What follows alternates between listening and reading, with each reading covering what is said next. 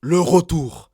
Le retour de la victoire pour le Real Madrid. Un an qu'on n'avait pas gagné en Classico. Le retour sur YouTube pour ma part. Et surtout, le retour de ces Classicos électriques. Merci Lamine Yamal pour l'ambiance. Le Real Madrid s'impose 2-1 dans ce El Clasico tout simplement exceptionnel. But de Kylian Mbappé et de Jude Bellingham, ainsi qu'un but de Firmin Lopez côté barcelonais. Les 3 buts ont été inscrits en première mi-temps, 2 buts refusés pour le Real, un penalty manqué, un match électrique à l'image d'un Carvajal déchaîné à la fin du match qui vient dire ouvre-la encore à Lamine Yamal. Après il y a eu des petits échauffourées avec Courtois, avec Vinicius, Lounine même, le mec tout calme qui s'est mis à se prendre un jaune pour... il a essayé de se battre avec Baldé ou Rafinha, je sais plus. Ce classico était tout simplement exceptionnel. Et le football aussi est de retour au Real Madrid. C'est le retour du plaisir pour ma part. Voilà pourquoi j'en fais une vidéo YouTube. Cette vidéo, ça va être une analyse à chaud, pleine d'émotions. On fera sans doute une analyse de même. En tout cas, cette vidéo-là, elle est faite pour vous partager mon ressenti de cette première victoire en Classico depuis 1 an et demi. Voilà, ça fait plaisir. La dernière fois qu'on a gagné un Classico, Tony Kroos était encore au Real Madrid. Depuis ce jour-là, il a pris sa retraite, il a changé de coiffure et il a monté une académie de football. Pour vous dire à quel point ça remonte à il y a longtemps. Mais 2-1, 2-1 les gars, dites-vous, 2-1, on a tous vu le match, c'est pas assez. Ce Real Madrid-là doit gagner 5-0. Petite erreur d'Arda Güler, voilà pourquoi on encaisse un but sur Firmin Lopez. Un Courtois sinon irréprochable. Un Barça inoffensif, un Barça défensivement trop faible, trop faible. Et je l'attendais ce premier match, je l'attendais ce premier gros test pour le Real Madrid. On avait raté le premier face à l'Atlético. Aujourd'hui, on répond présent dans ce El Clasico à domicile. Le Real Madrid a désormais 5 points d'avance sur le Barça en Liga. Et maintenant, on va rentrer vraiment parler de ce match. Et il y a des choses à dire. Parce que, en réalité, le Real Madrid doit gagner ce match avec beaucoup plus de buts d'écart. Je l'ai dit précédemment, je me répète sans doute. Mais le Real, aujourd'hui, en première mi-temps, nous a proposé un football beau à voir. Un Carreras tout simplement exceptionnel qui a mangé Lamine Yamal, mangé. Il l'a pocket, il l'a mangé, il l'a mis dans sa poche à la Théodore Baguel à l'époque de Prison Break. Pour ceux qui ont la ref, non, qu'on se le dise, la Carreras, il nous a fait un match de malade mental. Tout comme Valverde, tout comme Militao, tout comme Camavinga, tout comme Chouameni, tout comme Jude Bellingham qui a été exceptionnel, Kylian Mbappé, Vinicius, bref. Quasiment rien à redire dans ce match. Les petits bémols, on va dire, les petites choses à rectifier dans cette première mi-temps, si on parle que de la première mi-temps, parce que pour moi, c'est là où notre football a été le plus abouti. La petite erreur d'Arda Güler, sauf que je vais vous dire quelque chose. L'erreur d'Arda Güler, j'étais content. J'étais pas content au moment de l'erreur, parce qu'on va pas se mentir, il peut mieux s'orienter son contrôle poitrine, il est un peu sous pression, là il s'oriente vers la cage de Courtois, alors qu'il aurait pu s'orienter différemment. Après, il n'y avait pas beaucoup de soutien de sa part. Sauf que ça part de quoi, cette erreur-là là Ça part de quoi? Ça part tout simplement d'une volonté du Real à ressortir bas. Et c'est ça que j'ai aimé dans ce Real Madrid-là. C'est ça que j'ai aimé en première mi-temps. C'est la volonté de Xabi Alonso et du Real Madrid de construire du football. Alors certes, on n'avait pas 70% de possession. Certes, c'était pas le Barça de Guardiola. Certes, c'était pas le PSG de Luis Enrique. Mais en tout cas, on a proposé du football. J'ai vu des combinaisons. J'ai vu un plan tactique défini, orchestré à la perfection par les joueurs et le staff du Real Madrid. Le piège du hors-jeu, je trouve qu'on l'a beaucoup mieux exploité que la saison dernière, même si encore une fois, on se fait refuser un but à 2 cm, ça commence à me saouler ces buts hors-jeu-là, grâce à un Kylian Mbappé qui en première mi-temps était totalement en jambes, un Vinicius qui s'est testé un peu offensivement. La composition du Real Madrid, je vais vous la dire, cette vidéo elle part dans tous les sens, mais c'est pas grave les gars. Composition, le Real jouait dans un 4-4-2 losange quasiment, ou un 4-4-2 à plat, ça dépendait des fois, et ça dépendait des séquences, mais en tout cas ce 4-4-2 là, je ne veux plus qu'il bouge. Le milieu de terrain, Camavinga, Bellingham, Chouameni, et c'est qui le dernier? Et Bellingham, Arda Güler, Chouameni, Camavinga, je veux plus qu'il bouge. Voilà, je ne veux plus qu'il bouge. Valverde, vous me laissez sur l'aile droite. Voilà, parce que Valverde latéral, on va pas se mentir, il est meilleur qu'en milieu de terrain. Je vous le redis. Valverde latéral droit ce soir, patron. Capitaine, patron de la défense. J'ai rien à dire d'autre. La défense centrale, Militao, Hulsen. Hulsen un peu décevant.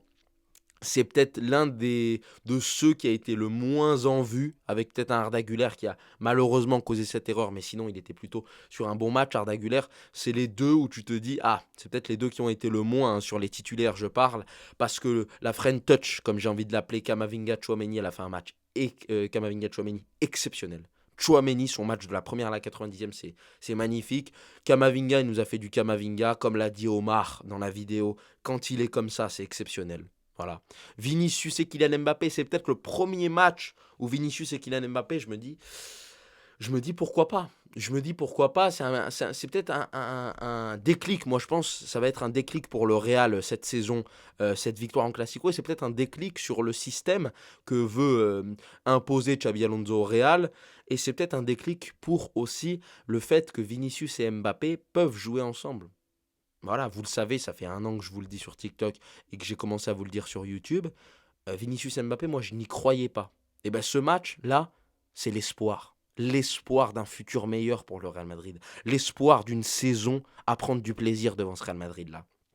Maintenant, la deuxième mi-temps, j'avoue que j'ai trouvé Xabi Alonso un peu trop petit bras, un peu trop défensif. Alors certes, le Barça en face était inoffensif en phase arrêtée, hein. Le Barça avait beaucoup de mal contre un bloc très bas du Real Madrid. Et je trouve ça dommage d'avoir un peu, après ce penalty raté, on sent quand même que Kylian Mbappé a raté un penalty juste après le début de la deuxième période, vers la 50e.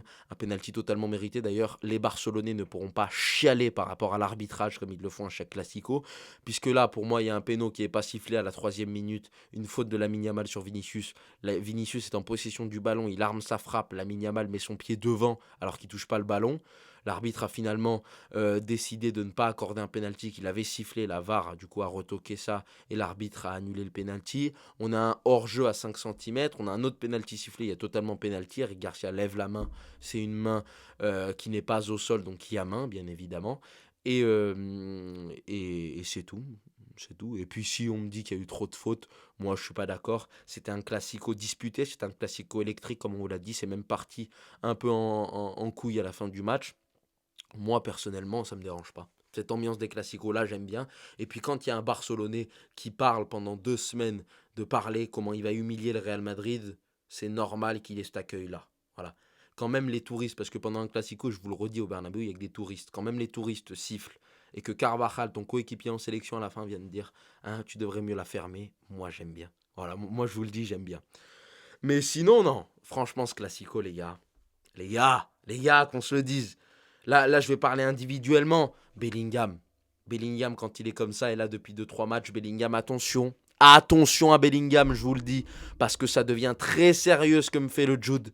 Le Jude, là, il revient. Hey Jude, il est de retour. Bellingham nous a fait son show défensivement, offensivement. Il était partout. Retour de 80 mètres.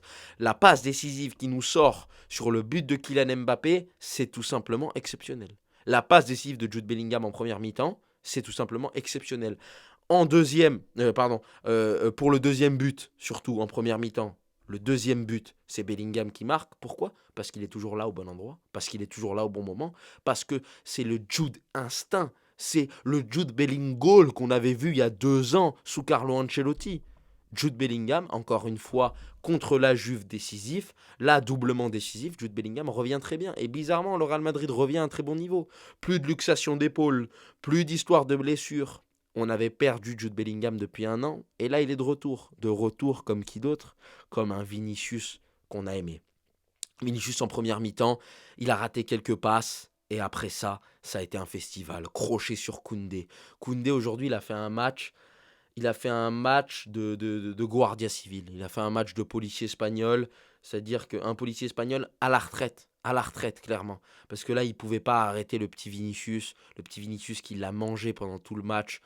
Koundé était extrêmement mauvais et n'a pas su gérer ce Vinicius-là. Dès la 3e minute, Vinicius a failli provoquer un penalty qui était pour moi un penalty pour vous dire. Après ça, ça a été sans cesse de l'agression, sans cesse les bons choix. Il a toujours été dans l'humiliation. Voilà, il voulait humilier Vinicius aujourd'hui. Il a réussi par moments, il n'a pas réussi à certaines fois. Mais en tout cas, j'ai vu un Vinicius le Vinicio en fait. J'ai vu le Vinicius. J'ai vu un Vinicius qui me fait plaisir. J'ai vu un Vinicius créatif. J'ai vu un Vinicius aussi. Ça peut vous paraître sans rapport, mais j'ai vu un Vinicius énervé. J'ai vu un Vinicius énervé. Et c'est peut-être ça qui lui manquait depuis un an. C'était un Vinicius trop sage. Un Vinicius qui encore une fois, n'avait plus ce caractère-là. Aujourd'hui, il a retrouvé le niveau, mais il a retrouvé le caractère qui va avec. Voilà. On parlera un peu plus, parce que ça va falloir quand même être à noter, la réaction de Vinicius. Attention. Attention parce que ça peut être un potentiel problème. Et je vous ai dit que ce match était un match où tu pouvais avoir de l'espoir pour la suite pour le Real Madrid. Il y a un seul élément qui peut te dire attention, la saison peut devenir très compliquée, c'est la gestion des égos. Parce que là, Xabi Alonso, déjà le fait, si vous voulez mon avis personnel, pour moi tu ne dois pas le faire sortir. Vinicius, donc pour ceux qui n'ont pas vu, en tout cas qui s'en souviennent pas, c'est plein du changement, on ne comprend pas pourquoi il est changé à la 70e pour Rodrigo. Rodrigo qui a fait une rentrée totalement catastrophique, je tiens à le dire quand même. Mais non, il a raison. Il a raison, selon moi il a raison, parce que Vinicius fait un très bon match à la 70e. Et la vérité c'est que oui, Ancelotti ne l'aurait jamais sorti à ce moment-là. Donc il va le voir comme une forme d'injustice et il va protester, il va même aller au vestiaire. Directement aller au vestiaire. Il va revenir, il va s'asseoir sur le banc. Après, il va même s'embrouiller avec Lamine Yamal. Bref, le Vinicius qu'on connaît. Mais attention, ce truc-là entre Xabi Alonso et Vinicius, faut faire très attention. Faut faire très attention parce que on sait que la passation de pouvoir entre Kylian Mbappé et Vinicius, elle a eu lieu. C'est Kylian Mbappé, la star du Real Madrid, plus Vinicius.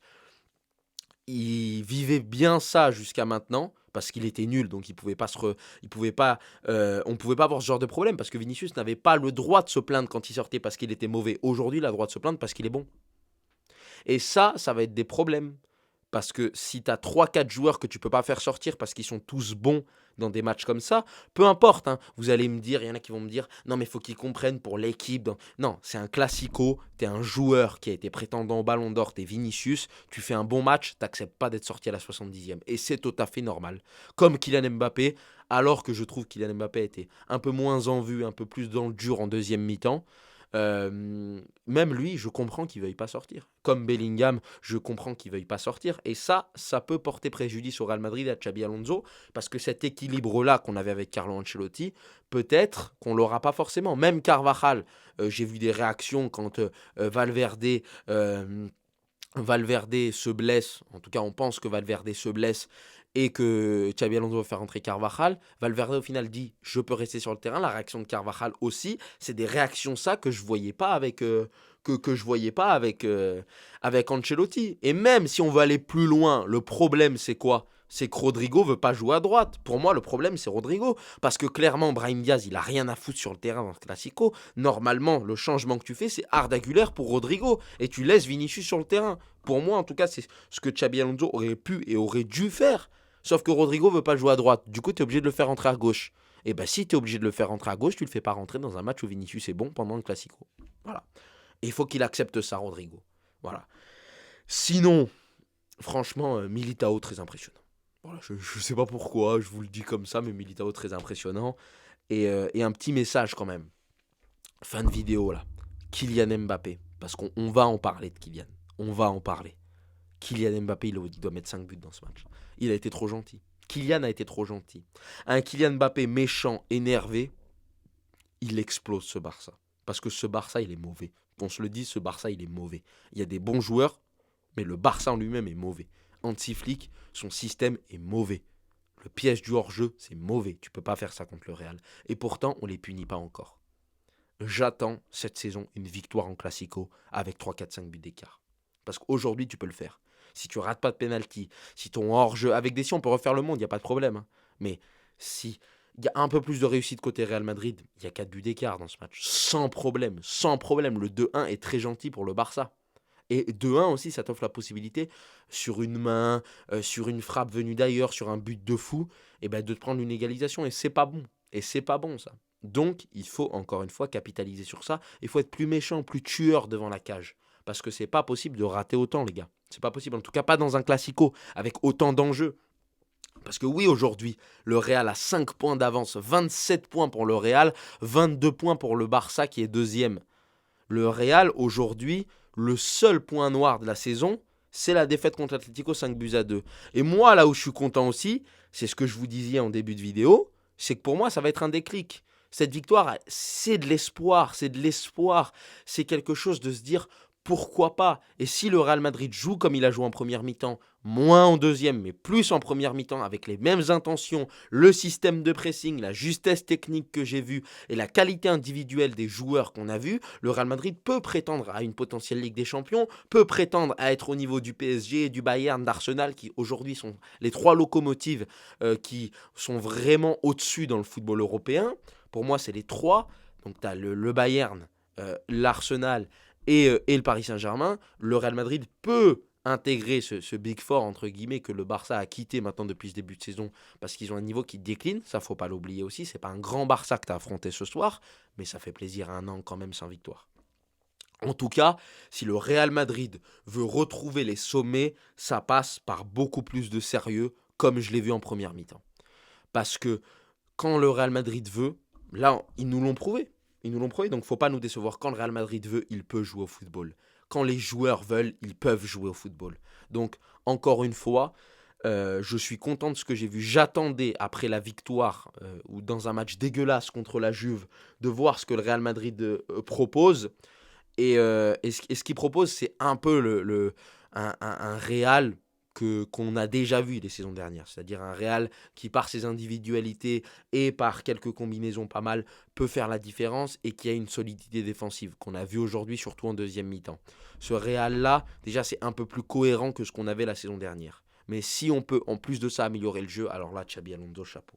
Mais Xabi Alonso a encore des choses à faire, a encore des choses à gérer, comme je vous ai dit, le cas de Vinicius, le cas des égos, tout ça. Mastantuono aussi, pourquoi il joue pas, faudra gérer ça. Pourquoi c'est Brahim Diaz qui rentre à la place de Mastantuono? Ça peut être au mérite aussi, parce que Mastantuono n'a pas fait des performances exceptionnelles. En tout cas, une victoire qui rassure, une victoire qui fait plaisir. À la Madrid, y nada más. Et tout simplement, on se retrouve pour le prochain match contre Valence. Les vidéos YouTube reprennent. Abonnez-vous et mettez la cloche si vous avez aimé la vidéo. On se retrouvera peut-être dans la semaine pour un débrief à froid, une analyse vraiment de ce classico. En tout cas, vous avez ma réaction. À la Madrid, les gars!